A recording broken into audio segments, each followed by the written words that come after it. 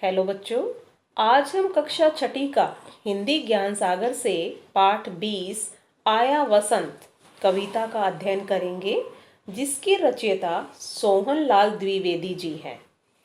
भारत भूमि विविधताओं से भरी हुई है, यानी कि इसमें बहुत सारी विविधताएं हैं।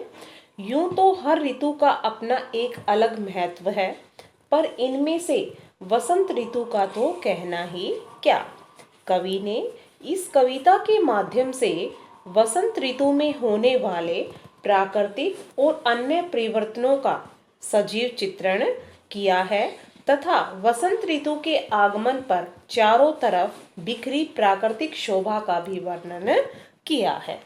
तो आइए व्याख्या देखिए।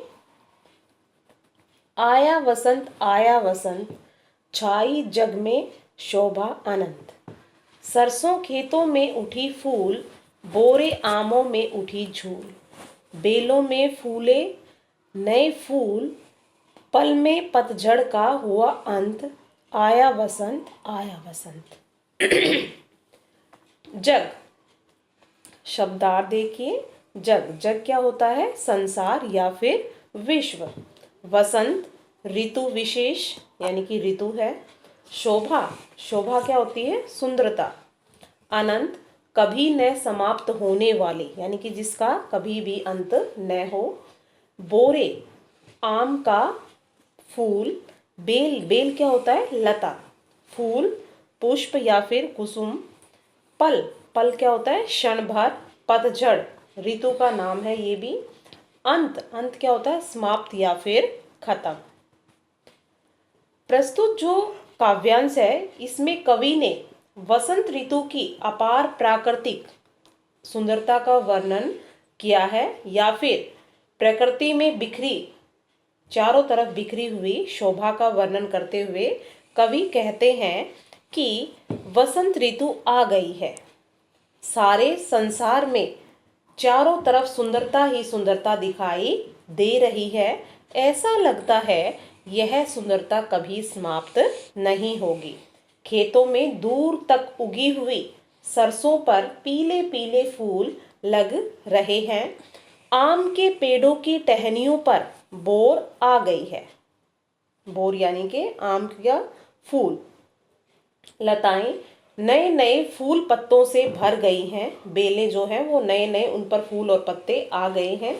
इतनी शोभा को देखकर, यानी कि इतनी चारों तरफ जो इतनी सुंदरता छाई हुई है, इस शोभा को देखकर लगता है कि क्षण भर में ही पतझड़ का जो है वो अंत हो गया होगा। कवि कहता है कि वसंत ऋतु आ गई है। लेकर सुगंध बह रही पवन, हरियाली छाई है बन बन। सुंदर लगता है घर आंगन, है आज मधुर सब दिगंत। आया वसंत। शब्दार्थ देखिए। सुगंध क्या होता है? खुशबू या फिर महक। बन यानी कि जंगल। सुंदर क्या होता है? अच्छा या फिर बढ़िया। मधुर अच्छी। कवि ने वसंत के आगमन पर बिखरी प्राकृतिक सुंदरता का वर्णन करते हुए कहा है कि वसंत के आगमन पर प्रकृति का कण कण खिल उठा है, यानी कि उसके कण कण में जो है वो सुंदरता छा गई है। वसंत की हवा एक विशेष प्रकार की सुगंध के साथ बह रही है, यानी कि खुशबू के साथ वो बह रही है जो सबको अच्छी लग रही है। वसंत के आने से खेतों में, जंगलों में दूर दूर तक हरियाली जो है वो फैल गई है, यानी कि हर तरफ हरियाली फैल गई है। घर आंगन में भी सुंदरता फैल गई है। वसंत के आने से सारी दिशाएं महक उठी हैं, अर्थात चारों तरफ पेड़ पौधों पर हरियाली ही हरियाली दिखाई देती है। कवि कहता है कि वसंत ऋतु आ गई है, यानी कि हर तरफ हरियाली छा गई है और प्रकृति की सुंदरता जो है वो देखते ही बन गई है। भोरे गाते हैं नया गान, कोकिला छेड़ती कुहू तान। है सब जीवों का सुखी प्राण, इस सुख का हो अब नहीं अंत, आया वसंत आया वसंत। शब्दार्थ देखिए। गान, गान क्या होता है? गीत। कोकिला, कोयल। कुहू, कोकना। तान, आवाज। प्राण, प्राण क्या होता है? श्वास, वायु, सांस जिसे हम बोलते हैं। अंत, अंत क्या होता है? समाप्त होना। कवि ने इस पद्यांश में कवि ने वसंत आने पर पक्षियों की क्रीड़ाओं का अति स्वाभाविक चित्रण किया है। यानी कि पक्षी इस ऋतु में क्या क्या क्रीड़ाएं करते हैं उसका वर्णन जो है वो कवि ने किया है।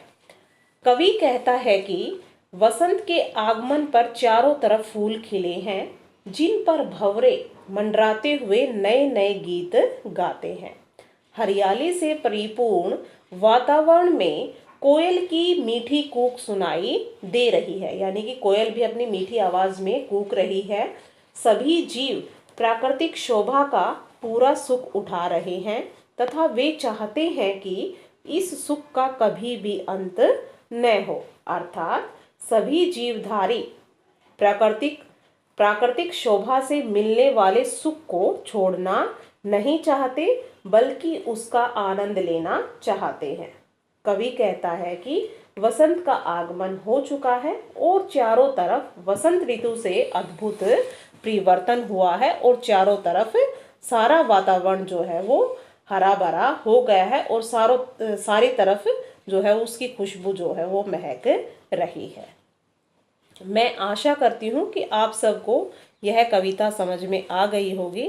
धन्यवाद।